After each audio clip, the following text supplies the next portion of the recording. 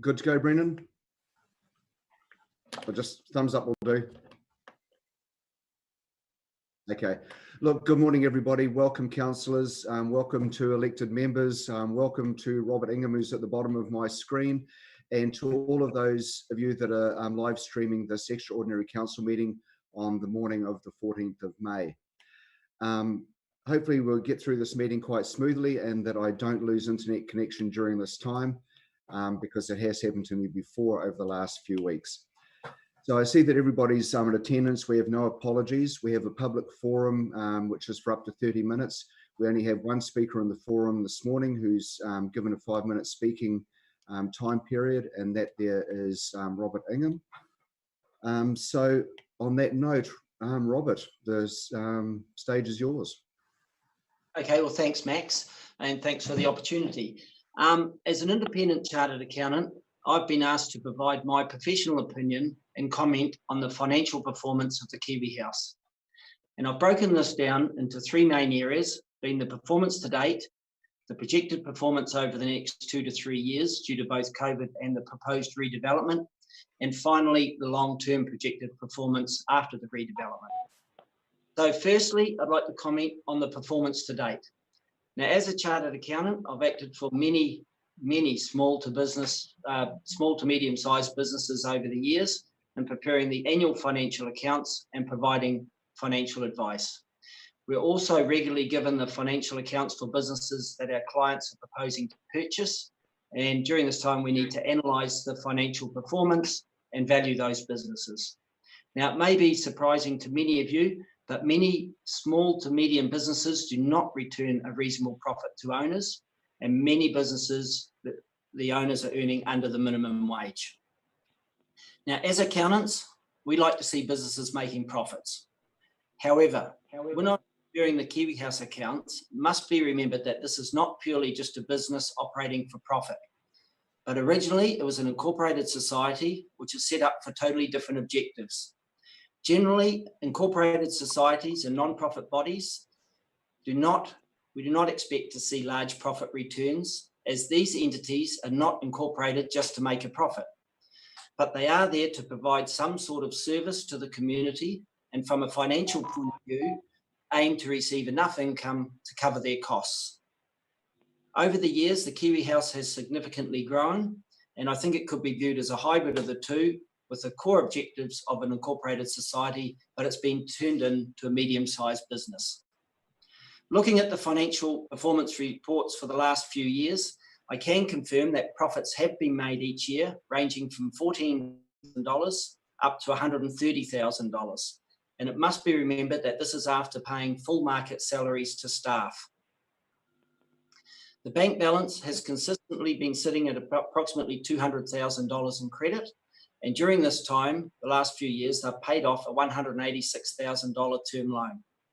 With annual turnover of almost $1 million and 20 employees, this is certainly in the category of a medium-sized business, and to consistently return profits and be financially sound requires solid management. And I think the Kiwi House performance has demonstrated this. Particularly remembering, of course, that it is a conservation-based entity, which is unlike a normal business that's not solely profit-orientated. Turning to the next 2 to 3 years, this will be the most difficult time for the Kiwi House.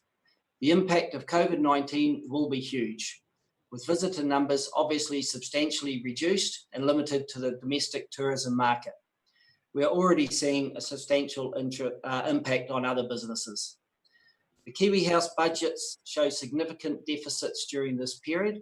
However, there are subsidies available and all avenues are being explored to fund these deficits during this time.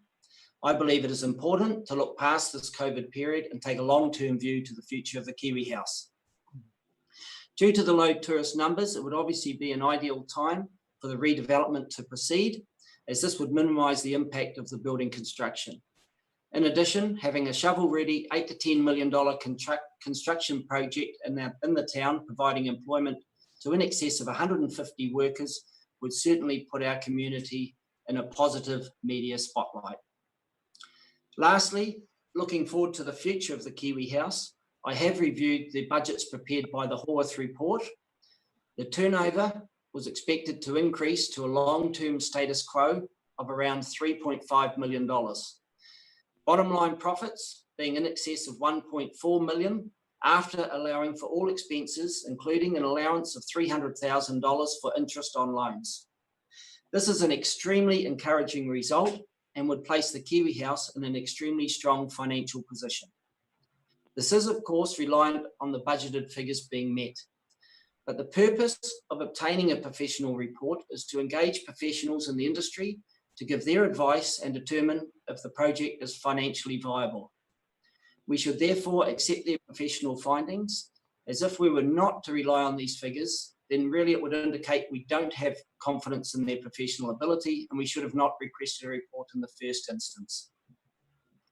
Given the COVID-19 pandemic, it is unknown as to the future of tourism, but in analysing the cash flow projections, even if the turnover was only half of the long-term projected turnover, then the Kiwi House still shows a profit before debt servicing and depreciation of $715,000 a year, which is more than sufficient to meet the interest repayments on borrowed monies, together with a reasonable amount to allow for principal repayments.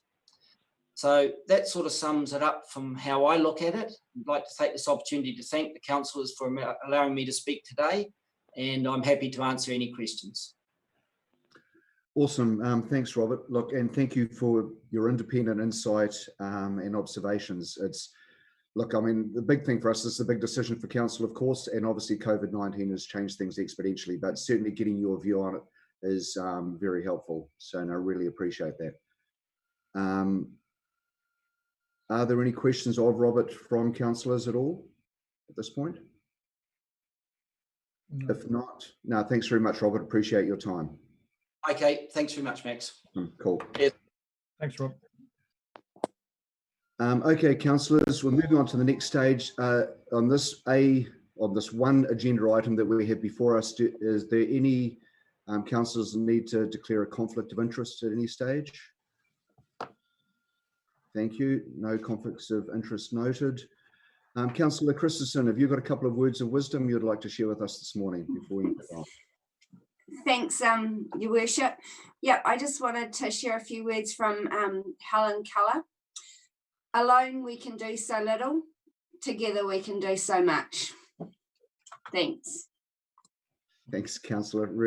Really appropriate words at this particular time.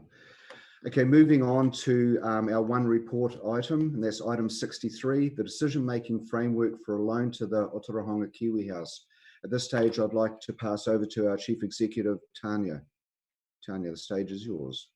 Thank you, Your Worship. Good morning, councillors and staff, and anyone who's listening to this first live-streamed extraordinary council meeting. It's great to see you. I'll just say a few brief words to introduce my report, and then I'm happy to take any questions. So the focus of the report is on selecting a decision-making process which will be used to decide whether or not council provides a $2 million loan to the Otorohanga Zoological Society for the purpose of the redevelopment of the Kiwi House. So the report itself provides council with three options, and I am aware that there are other options, and there are probably variations of these options, but without extending the report considerably, staff and I have narrowed it down to three, and then if there are any kind of variations on that, we can discuss that in the course of the meeting. So I guess at this point, I'd just like to reiterate and reconfirm my role as Chief Executive in this process. It's very clearly laid out in the Local Government Act, and in summary, I'm both your Chief Advisor and your Chief Implementer, so at its most basic. So in terms of any decisions that you make, I need to be able to get on and implement them. I am not the decision maker. So my job is to ensure that you have the best possible information and advice on which to make a decision, that risk is identified and managed, that our processes are robust, they withstand scrutiny, and they are legal. And I'm also responsible for any decision that you make that it has enough clarity and detail that I am able to implement it.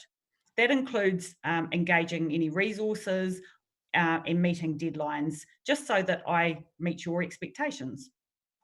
So the report itself is reasonably detailed, but I think it needs to be. It's a big decision, as the Mayor said. And that's all I would like to say at this point. I'm happy to take any questions. I'd probably at this point just like to point out that there's a small error on page 3, the 4th paragraph from the bottom, second to last sentence. It should read, the major concern identified by council staff at this meeting was that the funding from other parties was now proposed as potential loan funding. So the word potential needs to be inserted in there. Thank you. Thank you. Thank you, Tanya.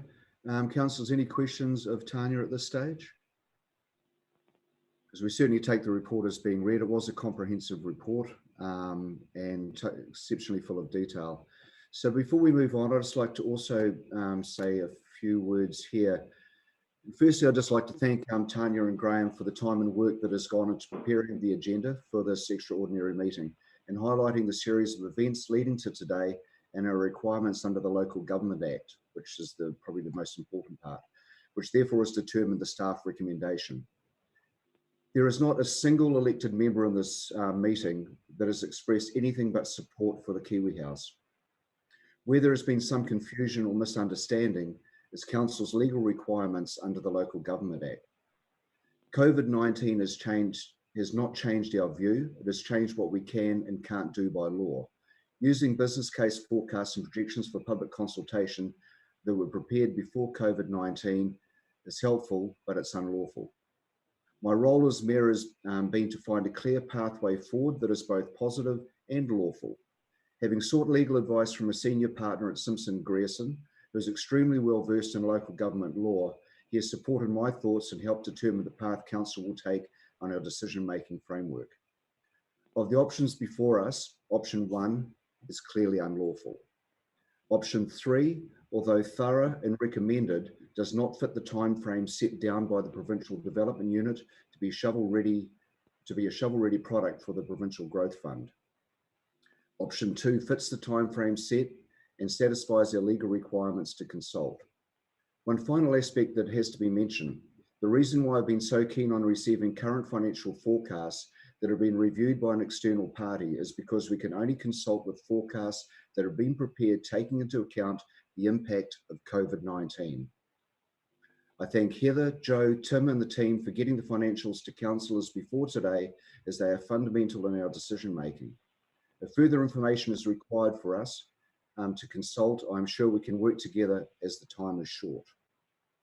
Taking that all into account, Tanya, can you please bring option 2 to the screen so we can discuss and it can be shared?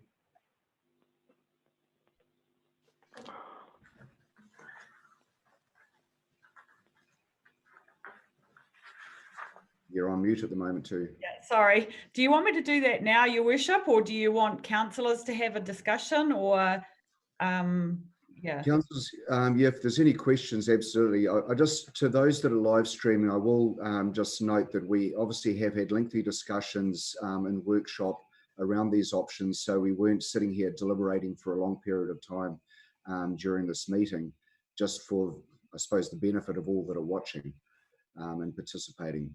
So if there are questions of Tanya at this stage, councillors, please feel free. Nope. No, Tanya, it's up to you. Okay.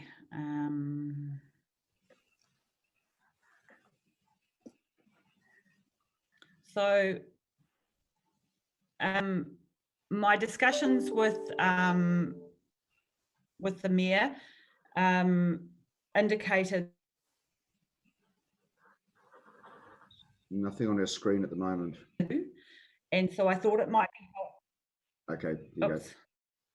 Is it there? It was there briefly. Is it back? No. Hold on, technology. Oh.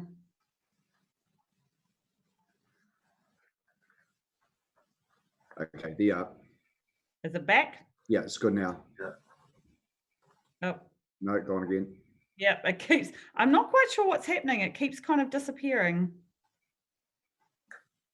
I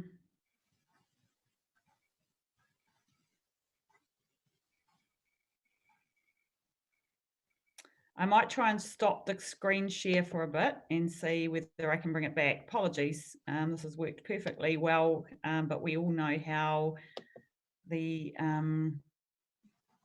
internet can be fickle sometimes.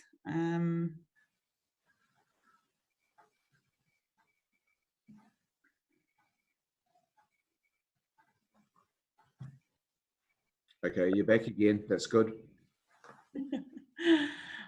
Yeah, it would probably be helpful if I had it in front of me.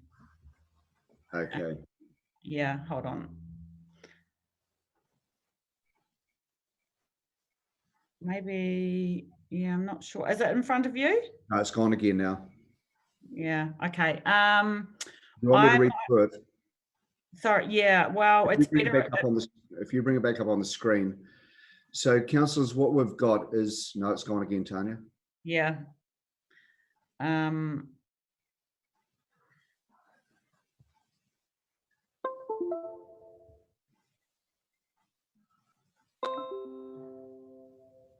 again now. Okay. How are we looking? Can you see it? You can see it. It's all clear now. Yes. You might not be able to see me though, because I think my video stopped. But hey, it's more important that you actually see the proposed resolutions. You can hear me though? Absolutely. Okay, apologies for that. So what I've done is I've taken the current recommendations that are actually in the report, so they're up there on the screen as the first block of recommendations. And then what I've put is a set of proposed resolutions that I've pretty much uplifted from the report, except number 4. So if I just talk you through them. So basically, I would be putting to council that you resolve to adopt option 2 as the process you would use to make a decision on a $2 million loan to the Otorohanga Zoological Society for the purpose of Kiwi House redevelopment. And I've described that option. This option is described as a decision based on the information council has now using a shorter consultation process. So that's lifted straight out of the table in the report, the options in the report. What I've then done is expanded that just so that we're all clear what that process includes. And that is the 2019 business case pre-COVID-19. So we would not get that updated by Stephen Hamilton. We would be using current financial statements produced by the Kiwi House. And so I'm aware that they've obviously sent us through information just this week. So whatever they say to us is current, we would be going with that. If they wanted to provide us, if Kiwi House wanted to provide us with current information from other potential funders, they would provide us with that in whatever state that's in, whether it's proposed funding or confirmed funding. And then I'll skip to number 5, because that's in the report as well, a 2-week consultation period using Section 82 of the Local Government Act as our legal framework. And I've put links to that in my report so that you can read what that means. Number 4 that I've highlighted is that I would be recommending, if we go with option 2, that council formally adopts our statement of proposal and the consultation information at the ordinary council meeting on the 26th of May. And I say this because I would like there to be a level of comfort, and I'd like it to be on the public record that you as elected members accepted the information, and we're happy with the information that was actually going to go out into the public domain. Because you've got to remember that it will have our logo all over it. It will be our consultation process. And so I think it's really important that you are involved in that. So happy to take questions. Yeah, thanks, Tanya. Councillors, any questions? Although probably just speak up because I can't see all your faces right now. I've got one question. So if we adopt that in the meeting of May 26, when so the public consultation will be straight after that meeting because Yep. we've approved all the documents? Yep. Okay. It does not alter the time frame, and so oh, sorry, I've meant to talk about B. Apologies for that. Through you, Your Worship. So B says that we conclude the process by the 30th of June. So you have a deadline there that we are adhering to. Okay. Yep. Any other questions, councillors? Just speak up. As I said, I can't see you, so. Are you Are you comfortable? Sorry. Mick, Roy Johnson here. Hey, I just endorse what our Chief Executive has said. In terms of consultation, it's based on the best information that we can get, and we have been given good information, as good as we will get, by the Kiwi House in the last few days. And I also like to note the information that Robert Ingham has supplied today too. That's useful too. But the thing is that we really don't know what the situation is going to be post COVID, and nobody knows that. And I don't think it would be wise for us to spend money on any report for consultation when nobody really knows how the recovery of post-COVID will be. Thank you, Councillor. Through Your Worship, Tanya, are you comfortable that you have sufficient resource to do the work that we're asking of you in the time frame? That's a very good question, Councillor, and I've had a chat with the Mayor about this, and we may have to defer some things that we were working on. Graham and I would largely be the ones that are pulling this together. Graham has a number of reports that Council are expecting to see at the ordinary meeting on the 26th of May. And we will look at how we can resource them, but it may be that we need to put them on hold for a bit in order to put all our effort and energy into this report. Bearing in mind, we're also transitioning an organisation out of a lockdown at the moment as well. So it's pretty busy, but we have both, Graham and I have talked about the timeframes in the report, and we believe that as long as we have a clear communication between us and the Kiwi House in terms of the information that we need, we think that it can be achieved. Thank you. Yeah, thank you, Tanya. I will express again that is a key priority for us to get this done within the timeframes indicated, and we just need the support of all parties involved to ensure we get there in that timeframe. And also appreciating the fact that there's some work which will just have to be put on hold for a while to get this through. Any further questions, councillors? Oh, Max, it's Kit here. Not so much a question. I just wanted to thank Tanya and Graham for their report and for providing those options for us to consider. That's been extremely useful. I also just wanted to endorse what Roy has just said. For me, the two reports from Haworth, the 2017-2019 reports, to me, I've always read positively, and the fact that we now have current financials from the Kiwi House and Robert spoke encouraging about those, I'm quite comfortable with moving on with adopting that option too, as suggested here today. So I think all that needs to be said and done has been said and done, and I don't know whether there's much we can do now to progress it any further other than move on with that resolution. Thanks. Awesome, thanks, Councillor Jeffries. Yeah, there's no question. Sorry, Your Worship, just quickly. B, conclude this process by 30th of June. We would be trying to not by D-Day 30th of June, eh? We would hopefully be trying to do this have it done the week before, a week and a half, so we've actually got time up our sleeves to prepare documents if we have to and such. Would you like me to answer that? Yep.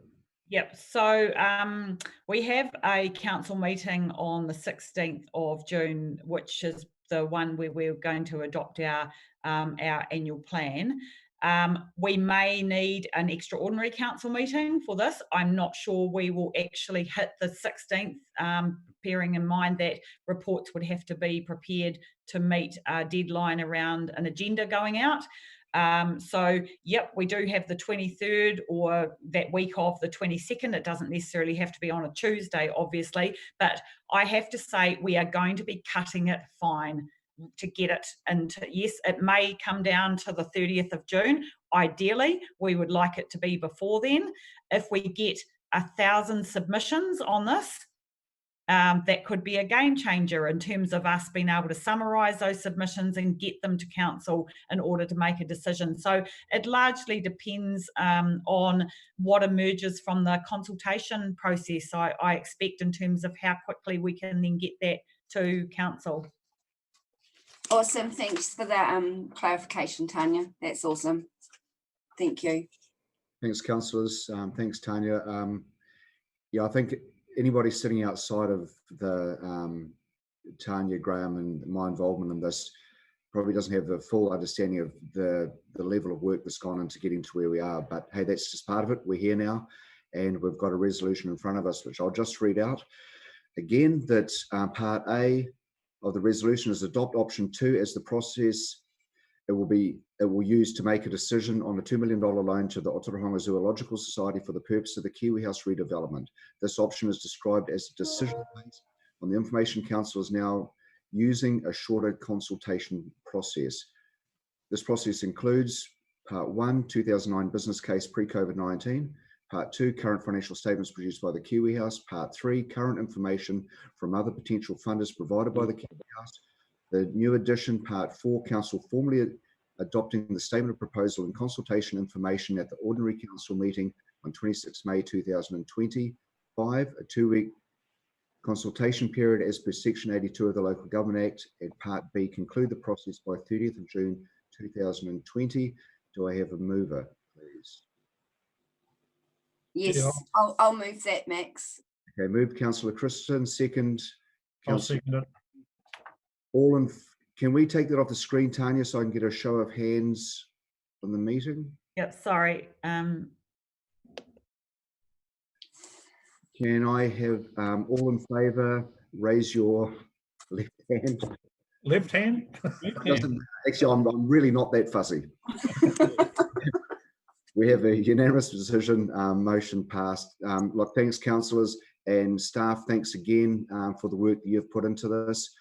To those that have been streaming, I hope the decision meets with your approval. And on that note, unless there's any further discussion, councillors, no, I'll declare the meeting closed. Thank you. Can councillors just stay online for a while, please? Tanya has some other stuff to discuss post the meeting. Thank you. Yep, well done. Thank you. Yes.